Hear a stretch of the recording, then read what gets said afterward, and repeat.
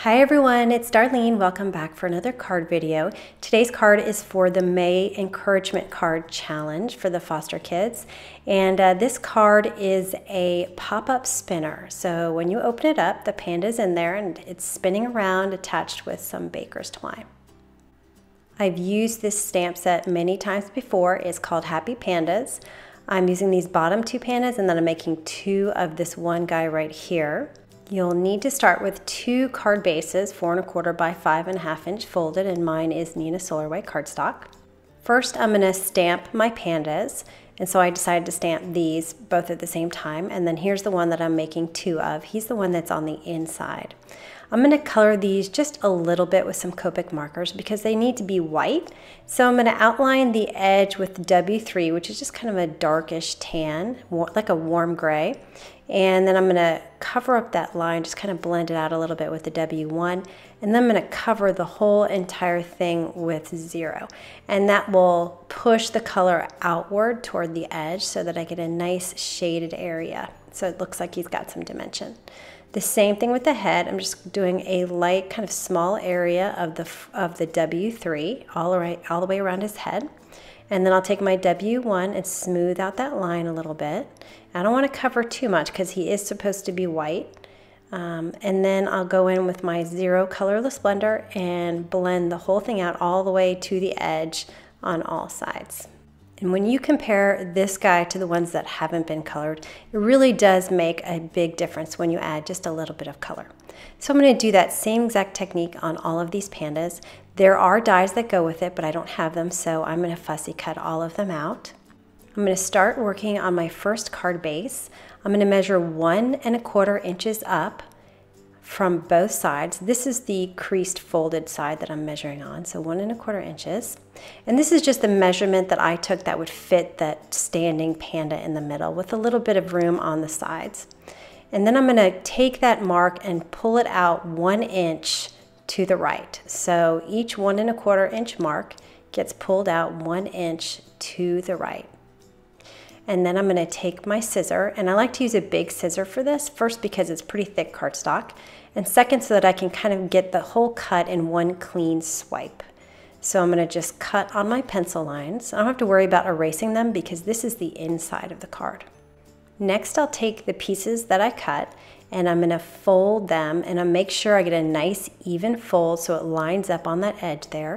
And then I want to make sure that my folds are creased securely. So I'm going to make sure I get a nice crisp fold.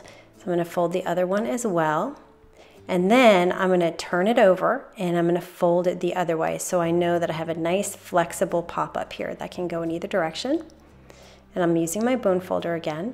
Now I'll straighten that out, open up the card, and then I'm going to push those pieces forward, both of them at the same time, and then I'm going to fold it down.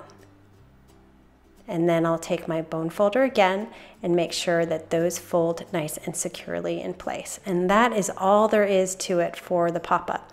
So I've got my pop-up done. The first time I created this card, I stamped the sentiment after I had put the spinner panda in, and it just was getting in the way, so I decided to go ahead and stamp my sentiment first. I'm going to make it on 2 lines, so I'm going to cover up part of it, and then I'll take my Memento Tuxedo black ink. I'm just using this because it's a fast-drying ink. And so I'm inking up the one part that I want to stamp, and then I'll take off my surgical tape here. I put 2 layers on to make sure that the dye ink didn't seep through. And then I'll stamp it on the right-hand side. And then I'm going to do that same exact thing on the other side where I'm going to cover up the part I already stamped, and then I'll ink that part up and I'm going to stamp this just underneath. Such a cute little sentiment for a child. Next, I'm going to create the spinner.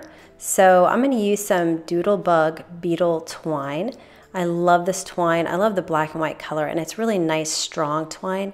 So I'm going to cut a piece the length of the card, and then I'm going to thread it inside my pop-up area, and then I'm going to flip it over. So I'm going to be working on the back, and I'm going to kind of push it out of the way there. And I'm going to need some glue to secure it in place. I decided to use a two-way glue pen. It was important to use a glue that isn't tacky after it dries because the card's going to be opening and closing. You don't want it sticking. So I'm going to put some right on the crease here, and I'm going to go almost all the way to the edge, but not quite. And then I'll take my twine and I'm going to pull it very tight to make sure I have a nice tight line for my panda to be attached to. And then I'm just going to press it into place. I sped this part up a little bit. I just kept holding it to make sure that it was dry and really tight. You don't have to do this next step, but I just wanted extra security that this twine is not going to move. So I just added a little piece of surgical tape to the back. And if you're worried about your glue being sticky, this will help with that as well. So I just stuck a couple of pieces back there. And then I'm going to pull it and cut it so that it doesn't go over the edge at all, so you won't be able to see it when the card's finished. So you can see how it stands out in the front of my pop-up. All right, now it's time to put my panda on there. So I'm going to take the one that I stamped two of. And by the way, the reason I use this on the inside is because it's the panda that was symmetrical and I needed the front and back to be glued against each other. And so this one worked just fine for the spinner. So I'm going to put him face down underneath the twine. I'm going to make sure he's centered. I'm going to hold it very carefully in place with my left hand while I put some Tombow glue with my right. And I'm using glue because I want to make sure I have some wiggle room to make sure that these pieces are lined up. And I want to make sure I get some glue around and under the twine to make sure that stays in place as well. So I just kind of squeezed it together for a little bit to make sure that it was secure and in place and all the different pieces were pressed down together. And my spinner is finished. So it is actually really easy to make one of these spinners. You can just keep playing with it. It's just so cute. I love this panda set. I wanted to add a little bit of color, but not too much because I want the focus to be on the pandas. This is Cherry on Top Designer Series paper by Stampin' Up! In a 6x6 pad. And I cut two pieces, 1 1/4 by 2 inches. And I'm going to fold them in half. And I'm not going to crease it because I'm going to put it on top of the pop-up portion of my card base. And it's going to have to line up and fold. So I don't want it to be too tight. So I'm just going to fold it with my fingers. And then I'm going to grab my pop-up piece and use some Tombow glue again because I want to be able to wiggle it into place to make sure it's straight. So I'll put a little bit on the top, not too close to the edge because you don't want it to seep out the side. And then I'm just going to place this cardstock right on top and just press it together. And I'm using this same exact cardstock on the front of the card to tie it together. There's plenty of really cute patterns in this paper pad. I just chose a single color because I was going to add some more colors on the front and I wanted to make sure that everything went together. All right, so here it is finished on the inside.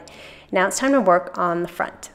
I'm going to grab that other card base that I started with and I cut another piece of that Designer Series paper at 1 3/4 inches high. And I didn't bother cutting the width of it, I just cut it after I adhered it to the card base. And then I'm going to take my bottom panda and I'm going to put some foam adhesive on the back to pop him up and make sure that all 4 of his paws are touching the ground so it looks like he's not kind of floating in the back there. Secure that in place and then do the same thing for my top panda. I've got some dimensionals by Stampin' Up! And I'm just going to put him on top right there. I don't know how I managed to do this on every card, but I smudged some ink in the white area. So I got my sanding block out and quickly sanded that off and it was gone. So next, moving on, I'm taking some circle dies. It really doesn't matter. I'm just using it as a guide. And I've got the size that will kind of pull together these 2 arms and make it look like he's juggling something. And once I get that in place, I'm just going to draw some pencil lines around this circle. And this is just a guide for all the stamping that I'm going to do. I went through all my stamps to find the perfect size heart, and I found one in the Woodland gift set by Mama Elephant. So I'm going to pull that heart out, and I have some Real Red ink by Stampin' Up, and I'm just going to stamp this heart around on my guideline, and I'm going to rotate it each time so it looks like he's kind of tossing them up in the air. Now this Real Red ink pad is one of the very first ink pads I purchased from Stampin' Up! Back in, I want to say 2007, and it is one of the juiciest ink pads I own. I've never re-inked it, so I just love Stampin' Up! Inks. They're just really high quality ink pads. I worked a little slower toward the end here to make sure that I ended at the right place. And I think I did a pretty good job, but you can kind of rotate them to make sure that you end on a heart right toward his hand. All right, so to erase this, you don't want to smudge it because I didn't want to waste time letting it dry. So I'm just going to be carefully erasing my pencil marks. And I wanted to add a little bit of glitter. I actually thought about coloring all these in a rainbow, and that would be really cute too. But I wanted to add a little bit of sparkle. So I'm going to take my two-way glue pen and work very quickly here because I don't want it to dry. It does dry pretty quickly. And then I'll sprinkle it with some Dazzling Diamonds glitter. I normally don't use glitter because it's so messy. This is my favorite glitter though. I don't know what about it I love so much. It's Stampin' Up! Dazzling Diamonds. It's just a pretty color. It's just, I don't know what it is. Anyway, so because I used the glue pen on this little heart, it's going to go outside the lines just a little bit. So I just took a paper piercer and just went over the red outlines where the glitter had covered it. And so I'm going to let that dry for a little bit. And now it's time to put it together. So what I like to do with these pop-ups is just kind of get it ready to go so that it's all lined up perfectly on all sides. So I'm going to line up all the edges, one inside the other, and then I'm going to close it and make sure that everything works the way it should and that it all closes, because this is pretty thick cardstock. And so once I get it all positioned correctly, I'm going to hold down the pop-up piece with my left hand, or if you're a lefty, you can hold it with your right hand, and just take my tape runner and just go all around it without moving the cardstock, because that's the safest way to do it. Once I get all my adhesive, then I'm going to close it shut, starting at the crease line and then working my way out. And just press it together. And I think my hearts were still a little bit wet, so I'm trying to avoid that area. Now once that side's done, I'm going to flip it over and do the other side the exact same way. So I'm going to hold it down with one hand and I'm going to use my tape runner with the other. This time it's really not going to move because the other side has already been adhered down. And then I'm going to fold it down from the crease line and work my way out.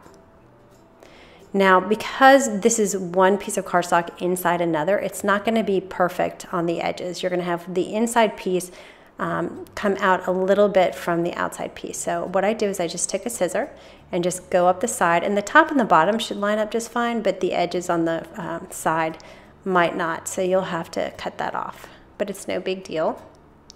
And that is the card. So it was actually pretty quick and easy to make, not too bad. I think the hardest part was cutting out all those pandas. So you open it up and there you have your spinner. So I think this is going to be a really fun card for one of those foster kids. Anyway, I hope you enjoyed that and I will see you next time. Thanks for watching.